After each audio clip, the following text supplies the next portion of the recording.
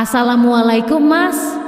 Nasib pahit ini menimpa diriku. Setiap malam aku berdoa seandainya masih ada jodoh untuk diriku, aku akan berbakti dan menyerahkan hidupku untuk suamiku. Kisahku 5 tahun yang lalu saat aku masih kuliah. Memang aku tergolong wanita cantik yang jadi rebutan pria saat itu. Ada 2 pria yang mendekatiku, sebut saja nama samarannya Aldo. Dia mendekatiku dengan ketulusan kedewasaan dan selalu mengajarkanku tentang agama hingga selalu mengingatkanku untuk jangan pernah meninggalkan sholat 5 waktu. Namun dia berasal dari keluarga sederhana. Untuk fisik pun ya seperti pria biasa pada umumnya, sedangkan Bambang yang mendekatiku dengan kemewahan, makan di restoran, shopping, nonton bioskop, liburan. Bambang memang menyenangkan secara fisik pun memang wow karena dia rajin fitness. Hingga suatu hari aku terjebak pada pilihan antara Aldo dan si Bambang. Jujur hatiku mantap dengan Aldo dan hatiku benar-benar nyaman saat bersamanya. Namun aku menyangkal hatiku sendiri. Aku menggunakan logika dan memilih si Bambang karena secara ekonomi dari keluarga kaya. Dan aku berpikiran keluargaku pun akan ikut menjadi kaya. Hingga pernikahan pun kami berlangsung, kami juga bahagia. Namun kebahagiaan itu hanya berlangsung 2 tahunan saja ketika dia mulai putus asa tiap malam kami berhubungan.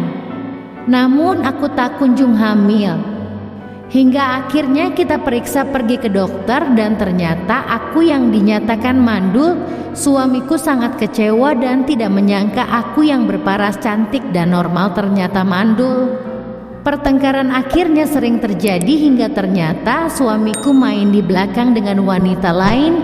Dan beberapa bulan setelah suamiku tahu wanita selingkuhannya hamil, dia sangat senang. Dan tanpa perasaan bersalah dia memutuskan untuk menceraikanku. Hidupku terasa berakhir, aku putus asa. Dan pada suatu hari tanpa sengaja aku bertemu dengan Aldo setelah bertahun-tahun kami tidak bertemu. Aku curhat menangis sejadi-jadinya. Aku meminta maaf dan aku memohon untuk memberikan kesempatan untukku. Namun ternyata dia menolak karena sebentar lagi juga akan menikah dengan wanita pilihannya. Dan ternyata sekarang pun dia juga sudah sukses, bahkan bisnisnya bolak-balik luar negeri. Dari kisahku ini aku paham dan aku sadar ternyata kebahagiaan tidaklah bisa diukur dari harta, materi, dan ketampanan. Sebab ketulusan dan keikhlasan menerima jauh lebih berarti.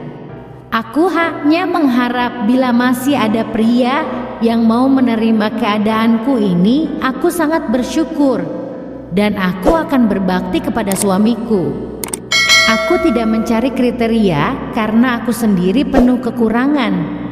Aku divonis mandul dan aku tidak tahu apakah masih ada pria yang mau menerimaku. Terima kasih Mas sudah mendengarkan curhatanku ini. Sekian, wassalamualaikum warahmatullahi wabarakatuh.